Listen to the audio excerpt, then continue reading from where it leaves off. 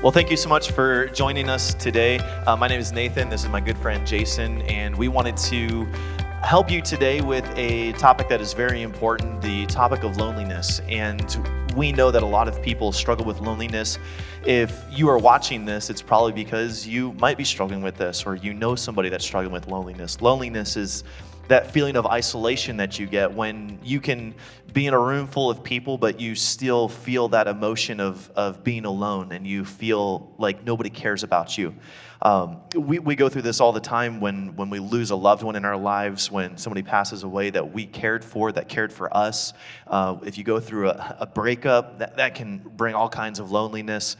Maybe somebody moving away, and all these different things, different expectations that you have on life can bring you some loneliness. And we know this is something that is a big deal. And we want to connect with you, relate with you, let you know that you're not alone in feeling that, but that there's also hope. And so we're going to get to the hope in a little bit, but just to kind of hone in on that feeling of loneliness, Pastor Brown, would you kind of discuss that loneliness? How have you experienced that in your life, in your journey? Yeah, I think loneliness has a lot to do with isolation and not feeling companionship or connection. And I think about in my own life several times going through the valley of loneliness when, my dad was, put in jail, how I felt as a young, 8-year-old kid. I think about the times that, my siblings had mistreated me.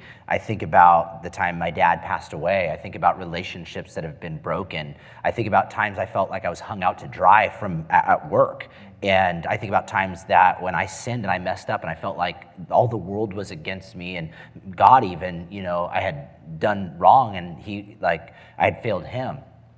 And so all of us go through these seasons, these moments of isolation, and the temptation is to go after the wrong solutions, whether it's, intoxicating yourself, medicating yourself, doing something harmful to yourself. And it can be very confusing on knowing what to do when that takes place. And I think for me, the solution has been finding Christ and walking with God and doing what 1 Peter 5:7 says, casting all your care upon him, for he cares for you. And I know when I can take my emotions and say, this is how I'm feeling, God. This is what it felt like when this person left me. And this is what it felt like, God, please take this emotion from me and please help me, care for me and heal me. I know when I can do that, I feel hope. I feel a little bit better. And so perhaps, Nate, you can tell us where the hope is and how do we live in that solution? Yeah, I love what you're saying there, because without Christ, when your life was without Christ, you were turning to the wrong things to fix that loneliness. And you might be doing that where you're turning to those wrong things, but the truth is, when you encounter Christ, when you start a relationship with Jesus, you're able to turn to him, and he is the solution. And the wonderful blessing of knowing Jesus is that he went through those emotions. He went through that loneliness. He chose to leave heaven and spend time here on this earth. And I know that Jesus is God, but he's in a totally different environment. He's not with angels worshiping him all the time. He's with humans. He's with people that didn't really care that he was here. Some of his own family members didn't care who he was. They despised him. They would kick him out of cities, and they would try to throw him off cliffs and just all kinds of stuff. And Jesus even went through people that he spent 3-4 years getting to know and working with. On the most tragic and important night of his life, they left him. They completely abandoned him. And his best friend just stands off to the side, Peter, and he says, I don't even know who you are. I mean, to hear your friend say that about you when you're experiencing so much pain and isolation, I mean, as a human, that would just crush your spirit.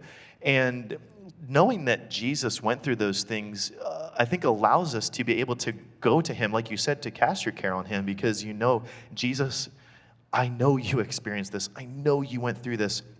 I think you talked about a friend betraying you, or even situations at work, things like that, where you go through that loneliness. To know that Jesus went through those very things just changes the whole game. It really does.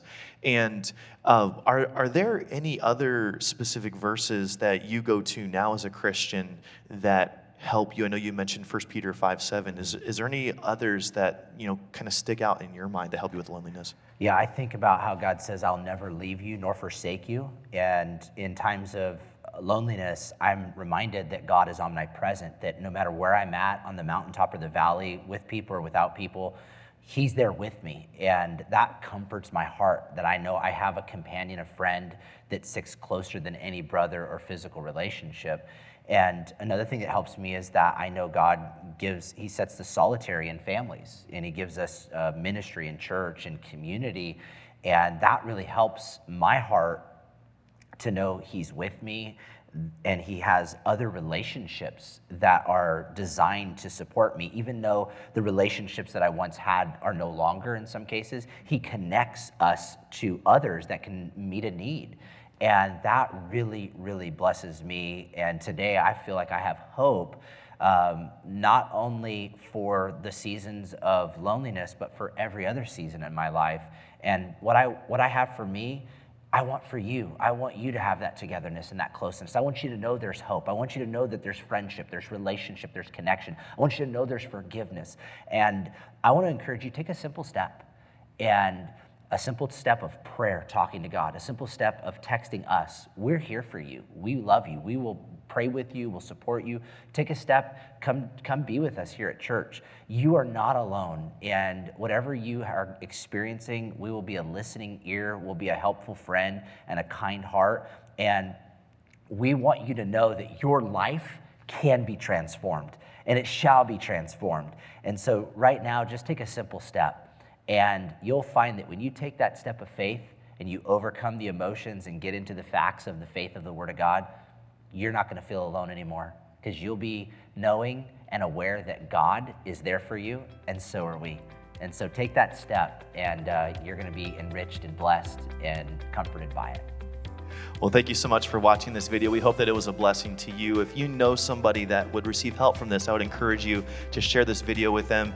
And like Pastor Brown said, give us a text, give us a call. We'd love to hear from you and hear how this has blessed you. And remember, this is just one step on your journey. So keep making those progresses of calling a friend, reaching out to people, letting them know, getting help on this journey. And most importantly, cry out to God and get help from Him. Thank you so much for joining us today. God bless you. God bless.